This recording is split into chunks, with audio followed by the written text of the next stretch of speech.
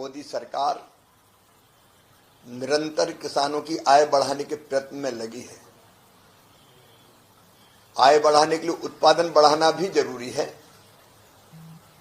और उत्पादन बढ़ाने के लिए फर्टिलाइजर की आवश्यकता होती है।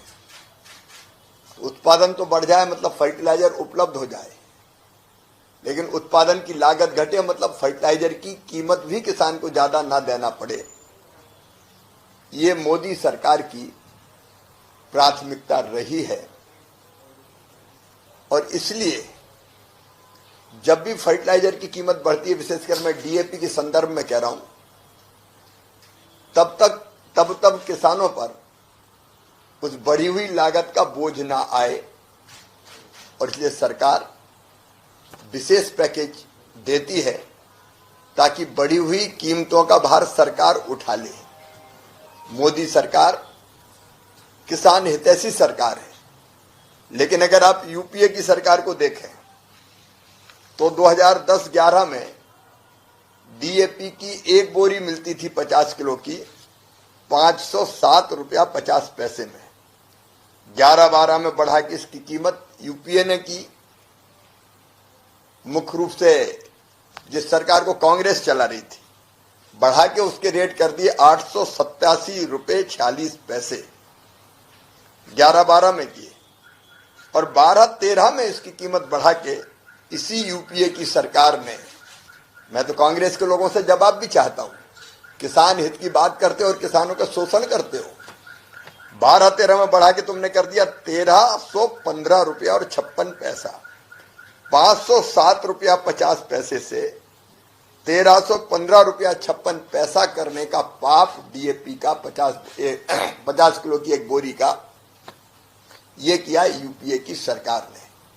और दूसरी तरफ मोदी जी की सरकार है जिसने तय किया कि 1350 रुपया प्रति बोरी, इससे ज्यादा किसान को नहीं देने देंगे और इसके लिए भारी सब्सिडी लगातार फर्टिलाइजर पर दी जा रही है।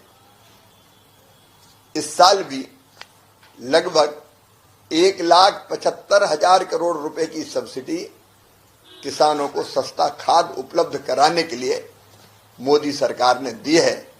मैं प्रधानमंत्री जी का अभिनंदन करता हूं और किसानों को बधाई देता हूं। उनको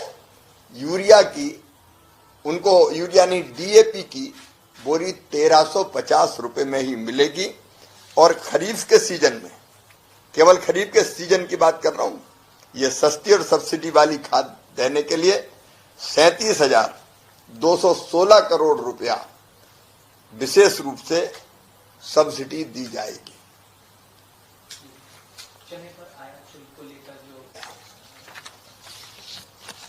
मोदी सरकार का मंत्र है किसानों को उसके उत्पादन का ठीक दाम देना और इसलिए न केवल एमएसपी घोषित की जाती उत्पादन की लागत पे 50% लाभ देकर, बल्कि खरीदने की भी उचित व्यवस्था की जाती है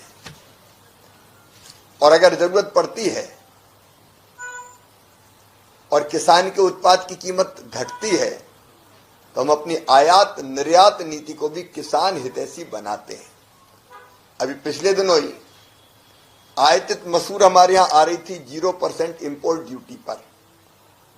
बड़ी संख्या में मसूर आने से मसूर के रेट गिरते और किसान को घाटा होता। इसलिए सरकार ने फैसला किया कि आयातित मसूर पर आयात शुल्क इंपोर्ट ड्यूटी 11% वसूली जाएगी। इसका मतलब यह है कि बाहर से अब अगर मसूर आएगा तो 11% इंपोर्ट ड्यूटी देने के बाद आ पाएगा, मतलब यहां सस्ता मसूर नहीं आएगा और इसका फायदा किसानों को होगा। चने का भी इस बार बम्पर उत्पादन हुआ है। हमारे यहां 24-25 की कृषि उपज का जो अग्रिम अनुमान है, चने का उत्पादन होगा 115 लाख मीट्रिक टन से ज्यादा। जो पिछले साल हुआ था 110 लाख मीट्रिक टन, तो लगभग 4.5% से अधिक उत्पादन बढ़ा है। और जब उत्पादन बढ़ता है तो कीमतें घटने की प्रवृत्ति रहती है। आयातित चना सस्ता ना आ पाए इसलिए सरकार ने फैसला किया किसान को चने का दाम ठीक मिले, तो चने पर भी आयात शुल्क 10% लगा दिया गया है। मतलब अब चना अगर बाहर से आएगा 0% इंपोर्ट ड्यूटी पे आ जाए तो बड़ी मात्रा में चना आएगा और रेट और डाउन होने की प्रवृत्ति जारी रहेगी। लेकिन अब 10% आयात शुल्क लगाने के कारण सस्ता चना नहीं आ पाएगा और इसका लाभ हमारे किसानों को ठीक दाम मिलने के लिए होगा। ऐसे एक नहीं अनेकों किसान हितैषी फैसले किए हैं। प्याज पर अभी अभी एक्सपोर्ट ड्यूटी जो पहले 40% से घटा के पहले 20 की और 20 से घटा के अब 0 कर दी गई है। हमारे चावल पर, बासमती सहित बाकी चावल पर जो मिनिमम एक्सपोर्ट प्राइस देनी पड़ती थी उसको समाप्त कर दिया गया है। तो किसान हित में ऐसे बड़े फैसले निरंतर मोदी जी के नेतृत्व में एनडीए की सरकार ले रही है और सीधे सीधे हमारा लक्ष्य और संकल्प है किसान की खेती को हम फायदे का धंधा बनाएंगे, किसान के लाभ को बढ़ाएंगे।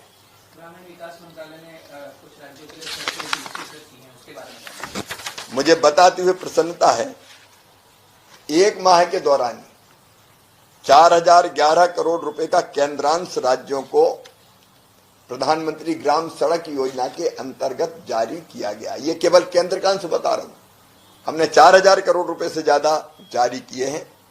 पिछले एक महीने के दौरान ही पुडुचेरी में 108 किलोमीटर लंबाई की 41 सड़कों को स्वीकृति दी गई है। इस दौरान 2612 किलोमीटर लंबाई की 231 सड़कों और 96 पुलों के निर्माण की स्वीकृति भी अलग अलग राज्यों में दी गई है। पीएम जनमन योजना के अंतर्गत भी मैं केवल सड़कों की बात कर रहा हूं, 508 करोड़ 29 लाख रुपए की 738.99 किलोमीटर की 377 सड़कें स्वीकृत की गई है। इसी दौरान त्रिपुरा को 76 करोड़ 47 लाख रुपए की लागत से 84 किलोमीटर लंबाई की 25 सड़कों को हमने स्वीकृति दी है। बिहार को 5 सड़कें और 103 पुल दिए गए हैं। अरुणाचल प्रदेश में भी 1 सड़क और 1 पुल दिया गया है। मणिपुर को 41 सड़कें दी है। मध्य प्रदेश को 6 पुल की स्वीकृति की गई है। आंध्र प्रदेश को जो सड़कें हमने स्वीकृत की है 4011 करोड़ जिनकी मैं लागत बता रहा हूं, आंध्र प्रदेश को 338 करोड़ रुपए की राशि, अरुणाचल को 200 करोड़ रुपए की राशि, बिहार को 157 करोड़, छत्तीसगढ़ को 185 करोड़, हिमाचल प्रदेश को 309 करोड़, जम्मू और कश्मीर को 342 करोड़, झारखंड को 445 करोड़, लद्दाख को 37 करोड़, मध्य प्रदेश को 165 करोड़, महाराष्ट्र को 391 करोड़ और तमिलनाडु को 378 करोड़ रुपए का केंद्रांश दिया गया है। तो सड़कों के, ग्रामीण सड़कों के निर्माण के लिए केंद्र सरकार के द्वारा राज्यों को पर्याप्त सहायता दी